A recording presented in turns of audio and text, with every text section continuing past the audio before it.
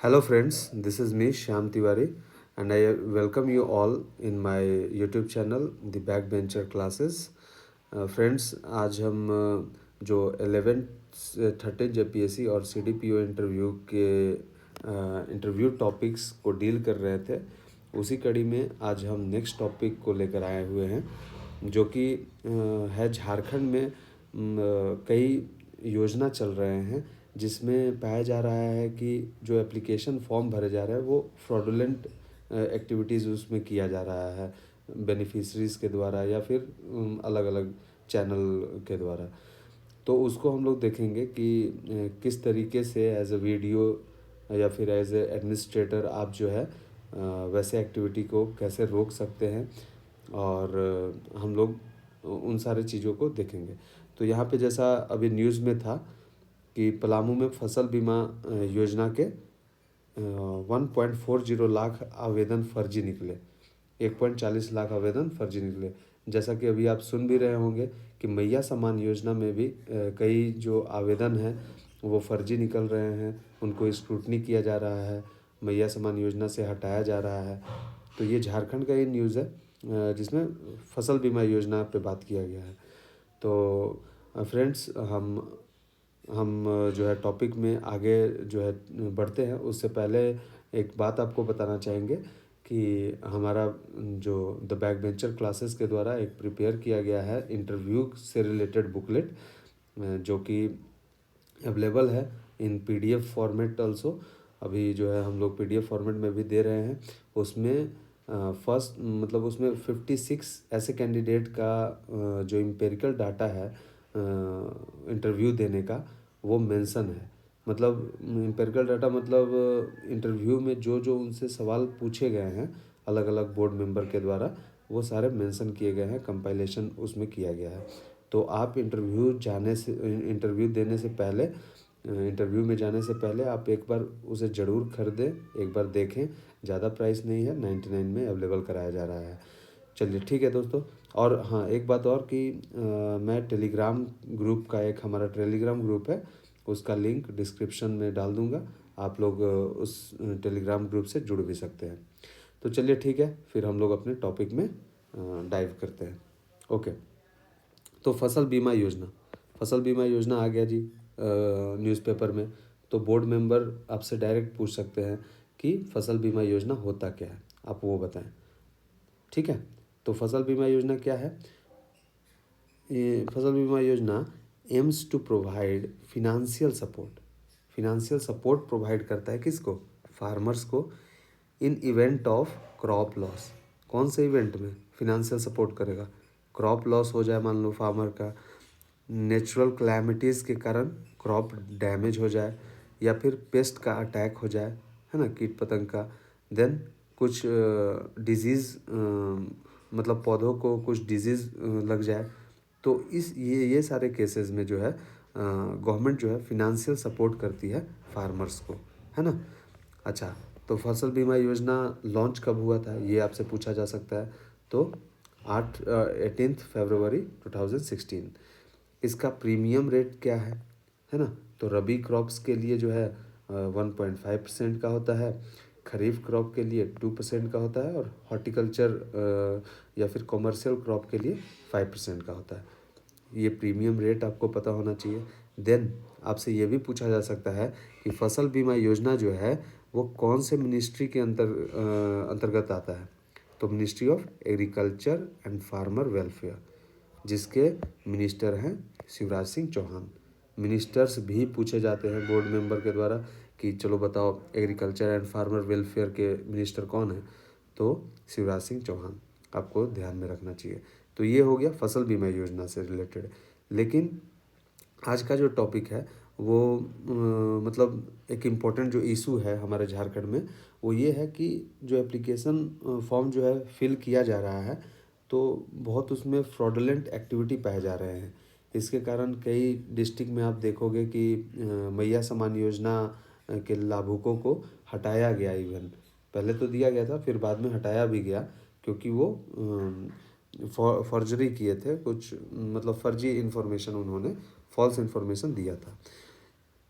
तो देखते हैं कि एज अ वीडियो या फिर सीओ, ऐसा तो यहाँ पे बीडीओ का ही ज़्यादातर रोल होता है। How you will stop the forgery in filling the form to avail government scheme. Government scheme को प्राप्त करने के लिए जिस तरीके से झारखंड में लोग जो है फॉल्स इन्फॉर्मेशन देकर और पैसे ले रहे हैं, पर से मैया सम्मान योजना को ही ले लीजिए, तो इस ये सारे एक्टिविटीज़ को रोकने के लिए एज अ वीडियो आप क्या करोगे, आपसे पूछा जा सकता है सिचुएशनल क्वेश्चन में। तो पहला क्या है कि आप प्रोएक्टिव या फिर रिएक्टिव मेजर्स दोनों चीज़ लेंगे, प्रोएक्टिव भी लेंगे रिएक्टिव भी लेंगे भाई। प्रोएक्टिव मेजर में क्या लेंगे, strengthening application and verification process.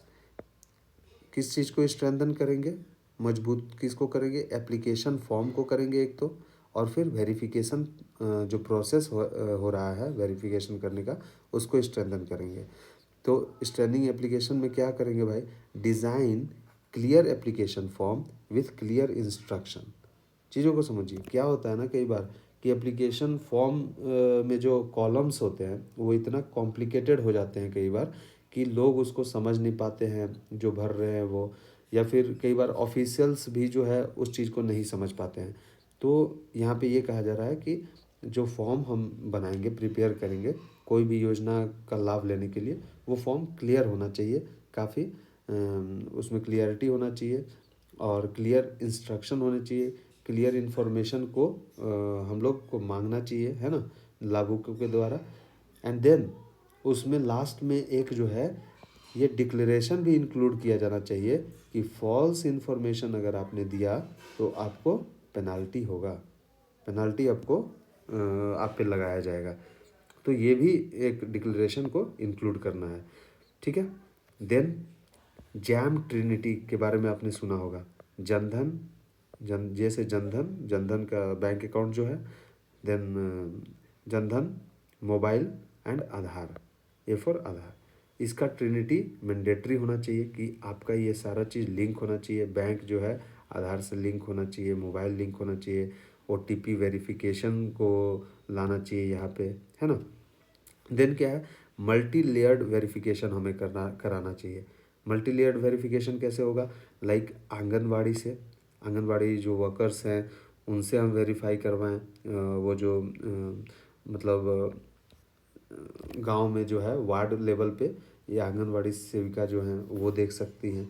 Then gram panchayat level पे एक बार वेरिफिकेशन होना चाहिए, देन बीडीओ साहब भी वेरीफाई एक बार कर लेंगे, ठीक है।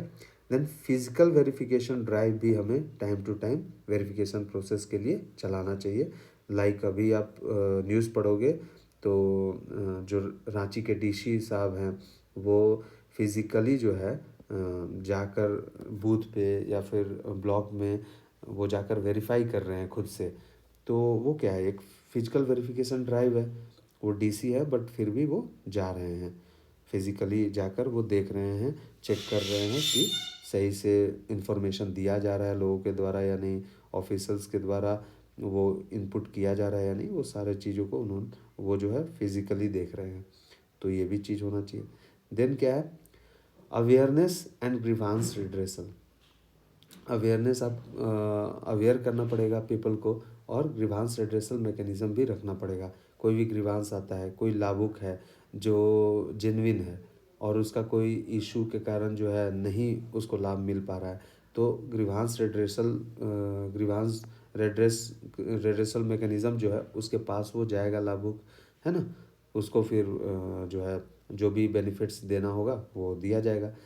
तो आपको ग्रीवांस रिड्रेसल मैकेनिज़्म जो है हर जगह रखना चाहिए, ये काफ़ी इम्पोर्टेंट रोल प्ले करता है। देन अवेयरनेस एंड ग्रीवांस, तो अवेयरनेस क्या किया जाएगा भाई, लोकल लैंग्वेज में कराया जाएगा। ध्यान में रखने वाली बात यह है कि अवेयरनेस हमेशा जो है जो भी चीज़ के लिए आप अवेयरनेस करा रहे हैं अपने एरियाज़ में, अपने ब्लॉक में, तो वो किस में होना चाहिए, लोकल लैंग्वेज में।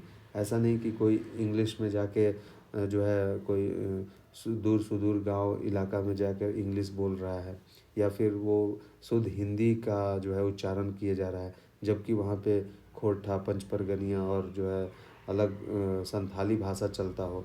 तो आपको अवेयरनेस कराना होगा लोकल लैंग्वेज में।